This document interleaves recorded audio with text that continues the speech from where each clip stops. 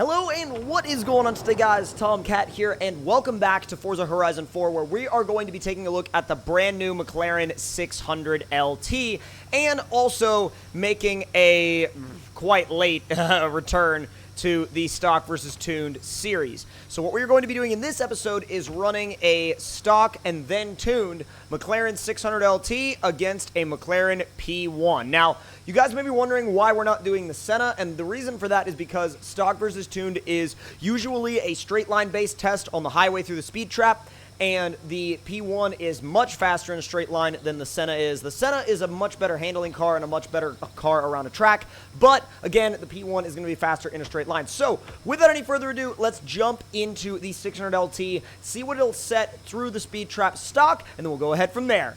Alright, so backing out of drone mode real quick, hopping into the 600LT, and the first thing you notice is the all-dominating exhaust pipes. They're actually really freaking cool. And to see the flames coming up out of the top of the car like that, right out of the engine cover, is so cool. As a matter of fact, I'll let you guys hear what it sounds like.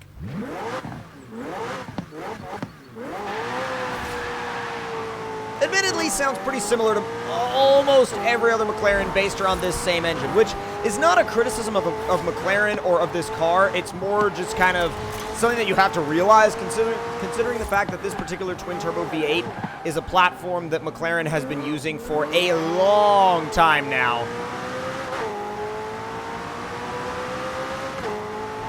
Is it a good engine? Yes. Is it a good sounding engine? Yes. But, again, it does kind of make a lot of the McLarens sound similar because, oh, I ran out of steering angle. It's not a drift car. But will it slide? Yes. Yes, it will.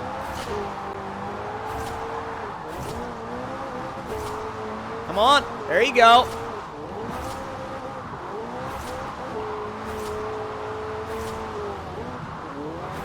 You have to be a little aggressive with it to get it to keep going, but it will slide. It will do a sustained slide. Even from the factory, like, it will do it. All right, so let's see what this thing can do through the speed trap. So lining up at our usual mark. Boom. And I'm going to do a launch control start. Oh, come on. You know what? We're going to do it the other way then. If it's going to be like that on me, I'm going to do the other way.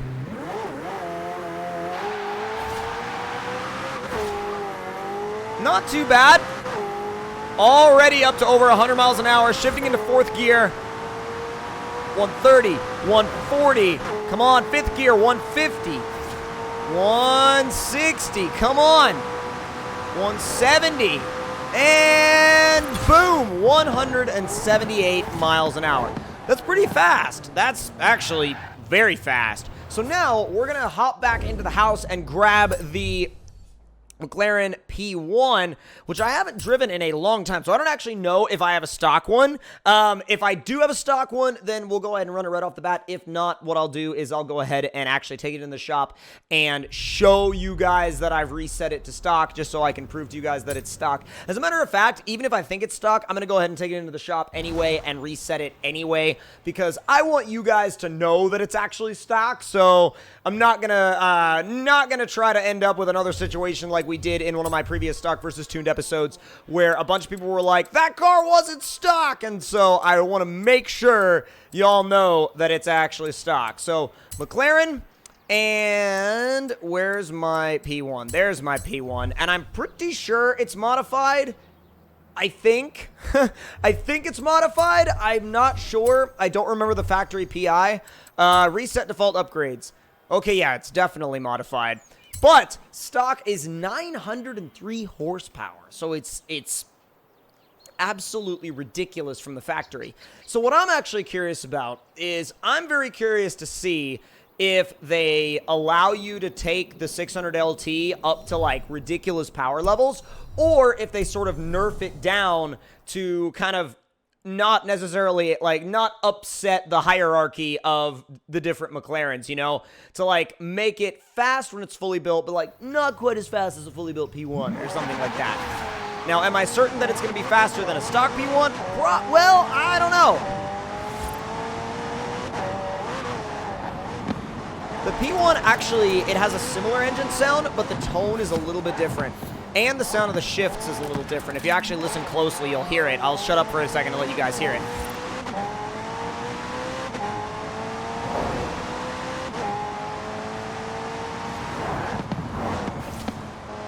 The exhaust pops and the exhaust burbles are a little different, and then the shift sound is just a little bit different.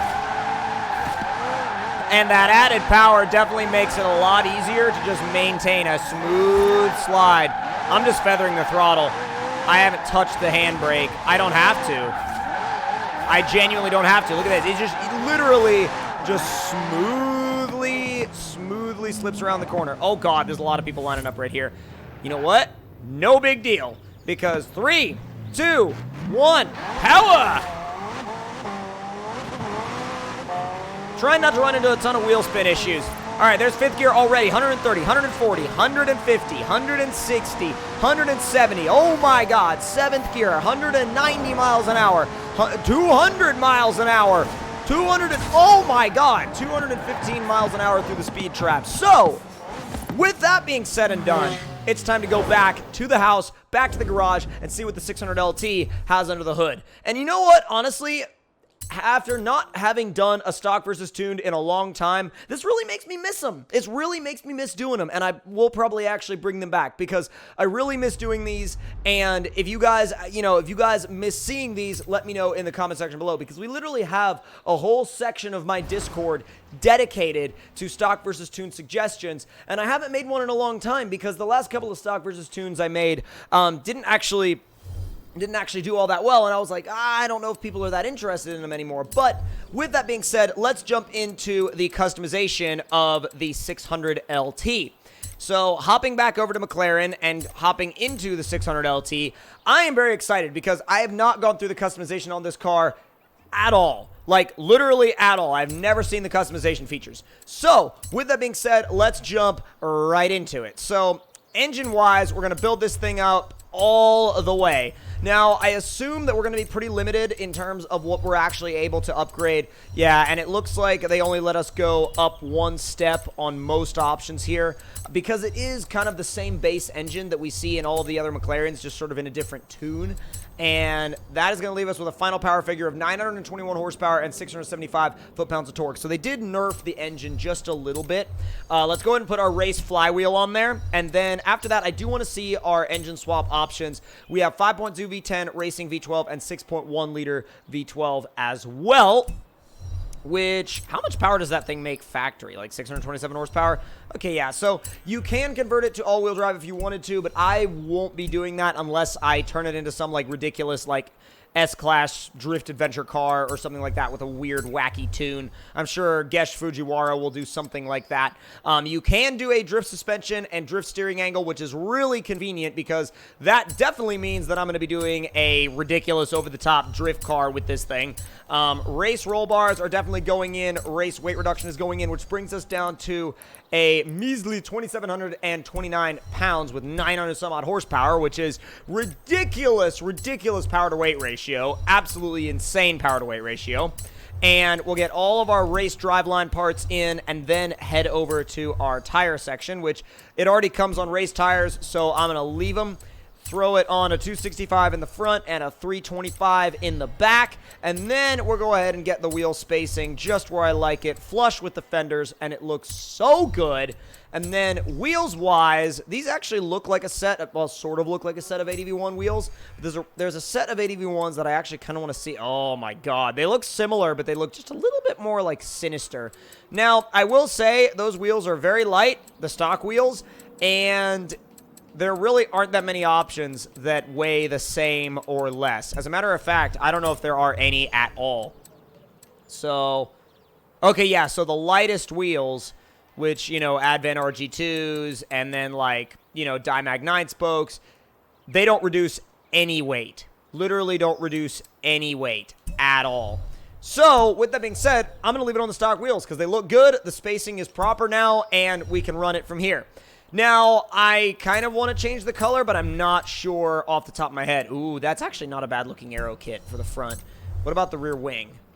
I mean, it looks kind of like, you know, it looks kind of like a race wing conversion. I'm not going to do it, but we'll leave that be and leave it as is. But now it is time to head back to the highway and run our newly fully built McLaren 600LT and see if it can beat 215 miles an hour. That's a lot of miles an hour. It really is. When you think about it in the grand scheme of things, that's a lot of speed. It really is so much speed. And you kind of like, you know, I know we get kind of desensitized to it playing games like Forza and we go, oh yeah, 250 miles an hour, no big deal. But like 215 miles an hour is really freaking fast. The fastest I've ever driven in real life is about 158, 160-ish miles an hour. And that feels fast. I mean, like, genuinely. Oh, God. Okay, so it still feels controlled until you ease into the power and you realize, well, actually, no, you can go flat in third. And it hooks it. It literally feels like the same car, but just more acceleration. And more willing to rotate on power. Which is actually really interesting that it feels this good, considering the fact that it's untuned. Normally, untuned cars do not feel this good. It's got the torque to do it in fourth. Wow. Really happy with this car. Really happy with this car already. All right, I'm going to launch it in, I think, second. And let's see if it'll do. All right, 3, 2. Actually, wait, let's see. Already 22 pounds of boost. God, 3, 2, 1, power! Go, go, go! 120, 130, 140, 150, 160, 170. Oh, buddy! Into sixth. Gear ratios are very different. I don't know if it'll be able to climb up to where the P1 was. 207 miles an hour. So, is it fast? Yes. Is it P1 fast? No. And do I think that that could possibly be due to a little bit of, like, you know, maybe being nerfed? Kind of. I'm not sure. But regardless, it put on a wonderful show. I really love the car, and I'll definitely be doing some more fun stuff with it, and maybe even some wacky stuff. We'll see. But if you guys enjoyed this video, make sure to click that like button. Let me know in the comment section down below what you guys thought of it. And if you're new to the channel, make sure to subscribe for more. And I will see you guys next time. Talk to y'all later.